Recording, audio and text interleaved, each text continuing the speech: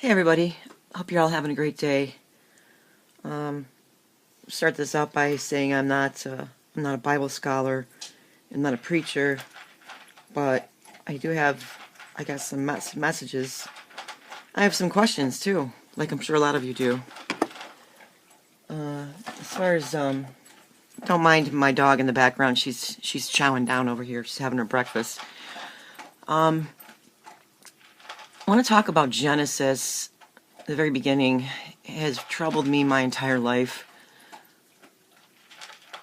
And another thing I want to say real quick, I'm sorry, I mean to keep interject this, but I really don't like talking to myself. I'd rather be talking with somebody about this stuff and debating it and going over things and like kind of figuring stuff out together. But I'm here alone, so I don't want to not kind of share my thoughts and feelings about stuff just because there's no one here to tell, so to discuss it with. I would much prefer it. I don't like talking to myself, but hopefully you guys are here listening and you can have this conversation with me sort of in the comments or whatever. And if you don't like the Bible and you don't like Jesus and you don't want to hear his message or anything like that, you could just like right away give me a thumbs down, because I know I've been getting those, and I guess I must be special that I have a hater. I am such a small channel, like who cares? Anyways, getting back to Genesis, it's always troubled me what happened in Genesis. Like, what really happened there? And I think maybe, a lot of people have a lot of different opinions about, the tree and the fruit of the tree and what did Adam and Eve really do. And then a lot of people are really mad at God. They think that he was harsh in his punishment. But I think we're missing the whole point of it. The whole point was, God said, don't do this one thing. Like Adam and Eve, like, dudes, you guys do whatever you want. You can do anything you want. Like, anything. They could do anything. There was one thing, like literally one thing. Adam and Eve, one thing you had to do, or you were not to do, which was to touch or eat the fruit of that tree. Well, of course, there's a little confusion there too, because God, Jesus told Adam, he said, don't eat it or you'll die. And then Eve, like, paraphrased, and I don't know if maybe she had a separate conversation with Jesus or whatever, but she said, oh, we're not supposed to touch it or eat it. So either way, I'll take it for that. They shouldn't have touched it or ate it. So they had one thing they were supposed to not do. One thing, one rule. There was one rule for them. Don't do this one thing. And I'll take it even a step further than that. Besides the one rule of don't do this, basically the rule was trust me. You know what I mean? Like, they can do anything they want. There was one thing they weren't supposed to do, and they did it anyways. But what did they really do besides the thing they weren't supposed to do? The thing that they did that was the worst part of it was they didn't trust God or Jesus. They didn't trust him. He literally told them, don't do it. And then they did it. And he didn't lie. They basically called him a liar when they went and did it. Because if he says not to do something, and he's God, and he's your creator, your father, he made you, he made everything, and you're in a perfect environment, and you can do anything you want, and he tells you not to do one thing, and you do it anyways, what does that make you? Kind of a jerk, People think God's the jerk. He's not. They could do anything they wanted, just one thing they weren't supposed to do. And more so than that, there was one thing they were supposed to do, which was to trust God. So, this goes back to my point where there's so much confusion about what that thing was. Was it symbolic? Was it literal? I think it's a combination of things.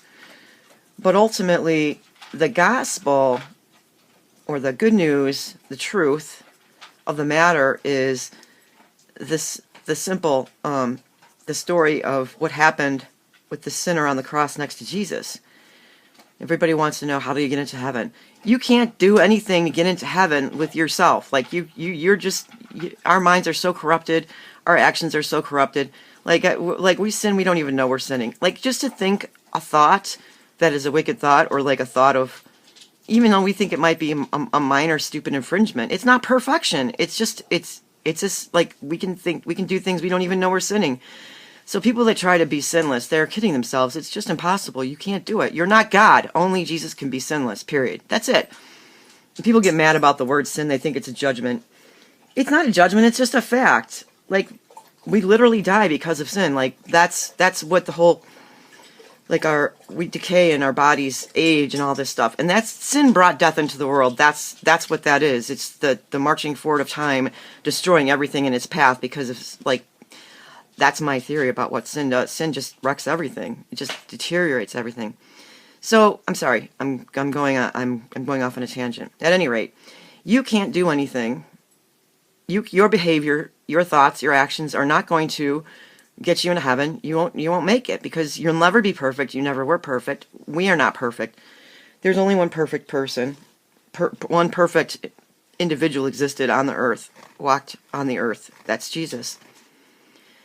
And let me ask you another thing. If you could meet God and talk to him and he could answer all your questions, would you want to?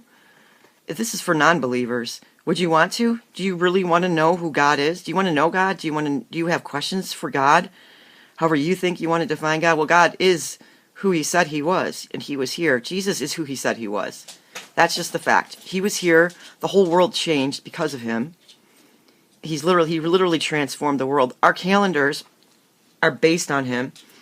Of course, I know that the quote-unquote Jewish calendar is different because they never recognized him as Messiah, as God in the flesh.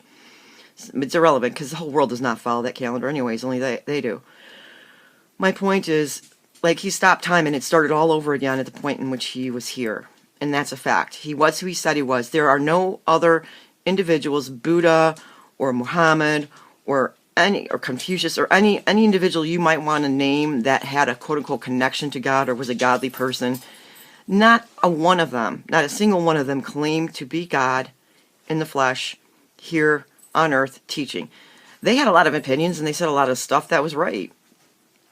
But none of them, not one, only one individual ever claimed to be God in the flesh that, led to a quote-unquote major quote-unquote religion or whatever you want to call it. And that is Jesus. So I'm sorry, I'm going off on another tangent here. So the sinner on the cross, what did he say to Jesus? And this is a simple gospel right here, the truth, the good news.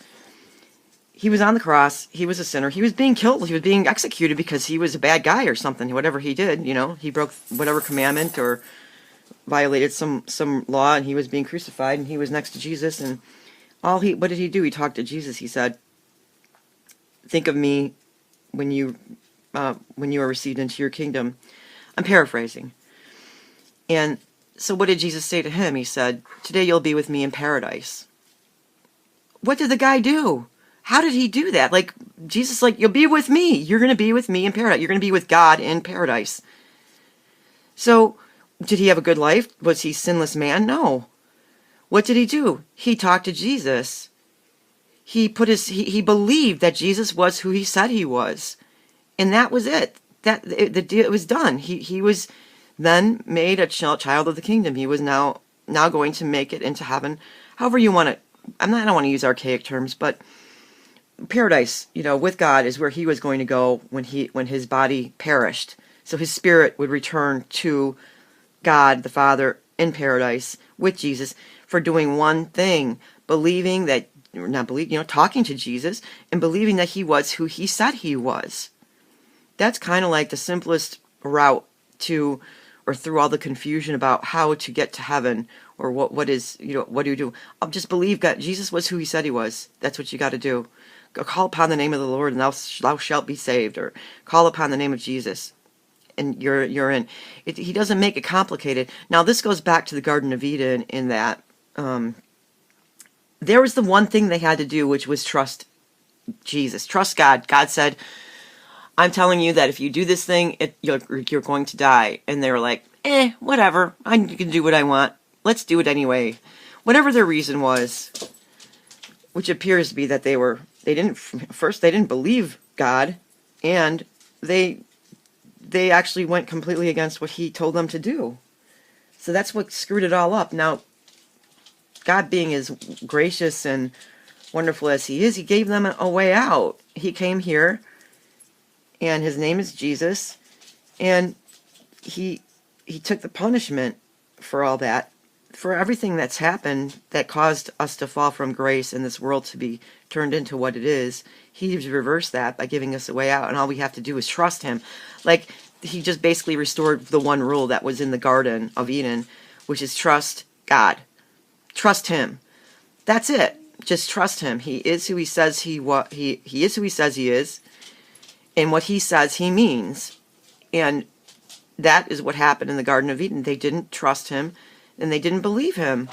And then Jesus, when He's on the cross with the sinner next to Him, says, "Today you will be with me in paradise."